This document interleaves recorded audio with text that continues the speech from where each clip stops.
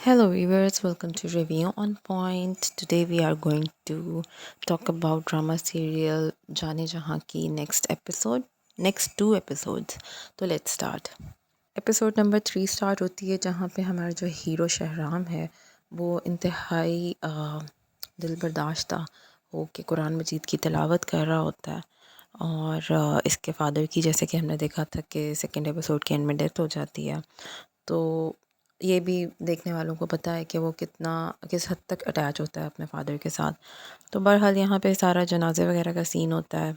वो आता है, उठता है, आके अपनी जो सतीली अम्मी होती है किश्वर, उसको आके हाथ पकड़ता है। अच्छा, ये बड़े मज़े का डायनामिक है यहाँ पे। जो किश्वर है, शहराम भी आके उसको हौसला तसल्ली देता है और वो उसके शहराम के आंसू पोंछती है, जबकि जो दोनों सतीले भाई हैं वो एक दूसरे को देख रहे होते हैं। वो बड़ा जो सतीला भाई है तबरेज़, वो छोटे को देख रहा होता है।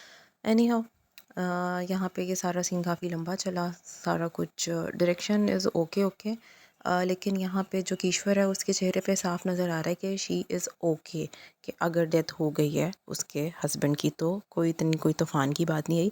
क्योंकि हमें कहीं ना कहीं पता है कि जो मुराद शाह साहब हैं, उनकी डेथ के पीछे हाथ तो किश्वर का ही लग रहा है।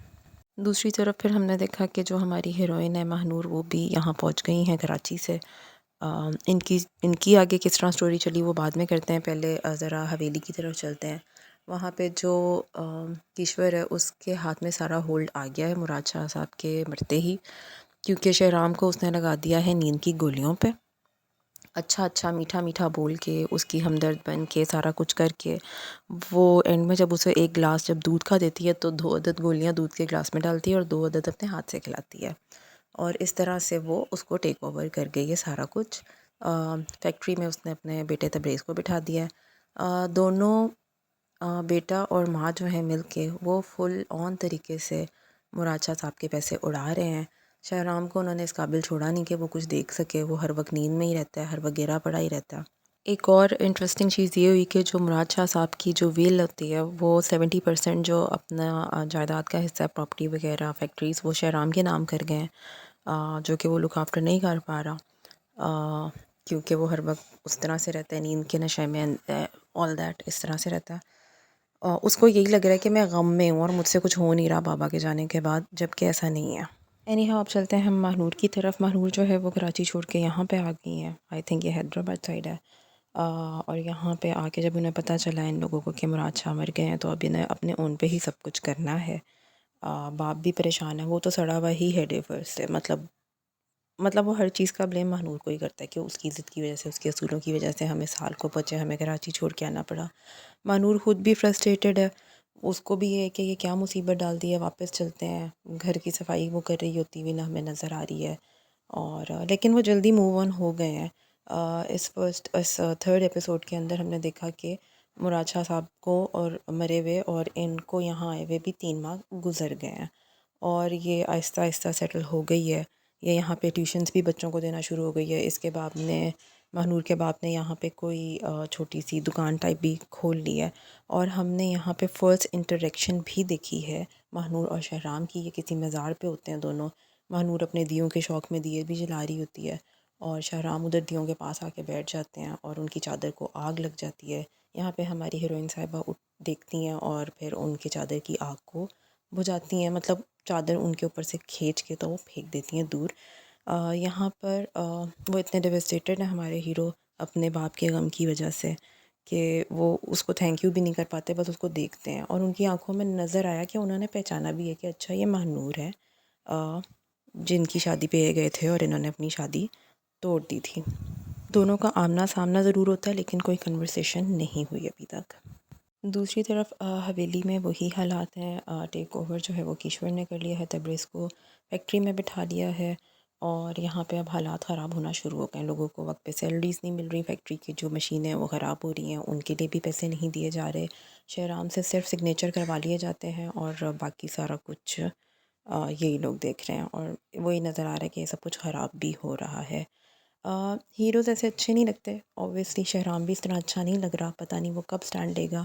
होपफुली वो नेक्स्ट एपिसोड में कुछ स्टैंड ले लेगा क्योंकि महानूर फाइनली उसकी लाइफ में आ जाएगी। लेकिन फ़िलहाल ज़ीनत को बुला लिया गया है। ज़ीनत है किश्वर की भांजी और अब जो किश्वर हैं उन्होंने जीनत को ये काम पे लगाया कि भाई तुम शादी कर लो शहराम से, उसको सहारा दो और यहाँ पे खुशी खुशी मेरे साथ हवेली में रहो।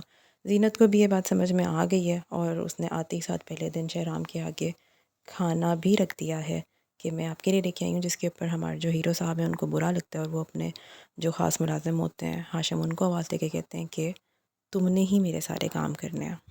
हर वक्त नींद की गोलियों के असर में रहने के बावजूद लड़का हमारा अपनी वैल्यूज़ नहीं भूला, ये चीज़ अच्छी लगी मुझे। एनीवे जो हमारी हीरोइन है महनूर वो काफ़ी हद तक प्रोग्रेसिव है। वो यहाँ पे बच्चों को ट्यूशन्स भी दे रही हैं और आगे से आगे बढ़ने की का भी सोच रही हैं। खैर महनूर को पता चलता है कि मुराद शाह साहब के ज़ेर तमीर एक स्कूल था जो कि उनके मरने के बाद वहाँ पे रुक गया है, उसे कोई भी नहीं देख रहा। जिस वक्त उन्हें किसी चाचा से ये इन्फॉर्मेशन मिलती है उस वक्त उनके ऊपर जो चादर होती है वो होती है पिंक कलर की, जबकि आगे जाके जब वो स्कूल देखने जाती हैं तो उनकी वो चादर वाइट हो चुकी होती है। दूसरा, महनूर की इंटेलिजेंस पे थोड़ा सा मुझे डाउट हुआ कि जब वो यहाँ पे अपनी बहन को बता रही होती है कि यहाँ पे अ, इमारत को देखते हुए, बिल्डिंग को देखते हुए स्कूल की, कि यहाँ पे बच्चे पढ़ेंगे, यहाँ पे क्लासरूम होगा, यहाँ पे प्लेग्राउंड होगा, तो आई थिंक कि जब इस हद तक बिल्डिंग पहुँच जाती है तो उसका जो आर्किटेक्ट होता है वो पहले ही प्लान कर चुका होता है कि किस किस पे किस जगह पे क्या चीज़ होगी। एनीवे खैर आँखों में काफ़ी चमक होती है महनूर के, ये सोचते हुए कि वो ये स्कूल में पढ़ाएंगी। और अब फाइनली वो हवेली पहुंच चुकी हैं स्कूल के बारे में बात करने के लिए। तो लेट्स सी के आगे यहाँ पे जब हवेली पहुंचती हैं वो बात तो ईश्वर से करने गई होती हैं, लेकिन मुलाकात उनकी शहराम से हो जाती है और शहराम यहाँ पे उनसे जब उनकी इंटरेक्शन होती है तो उनको थैंक यू करता है कि आपने उस दिन मेरी चादर को, मतलब आपने मुझे जलने से बचाया था, मेरी चादर को जब आग लग गई थी। अब आगे ऐसा लग रहा है कि वो किश्वर से बात करने के बाद के बजाय यहाँ पे शहराम से ही स्कूल के बारे में बात करेंगी और फिर शहराम के अंदर जो कुछ सो चुका था वो जाग जाएगा, यानी कि उन्हें अपनी ज़िम्मेदारियों का एहसास होगा कि भाई मेरे अब्बू जान की तो बड़ी ख्वाहिश थी कि मैं ये करूँ, मैं वो करूँ, इस तरह उनका हाथ बैठाऊँ। तो मे बी कि महनूर अब उनको इस तरफ लेके आएगी, इन शॉर्ट ज़िंदगी की तरफ। तो all over drama is good, लेकिन जो मेरा मसला इस ड्रामे के साथ वो ये है कि एक तो स्टोरी बिल्कुल नई नई नहीं लग रही। दूसरा जो बहुत बड़ा इशू है जो कि सबने नोटिस किया वो ये है कि बहुत बहुत लंबे सीन्स हैं।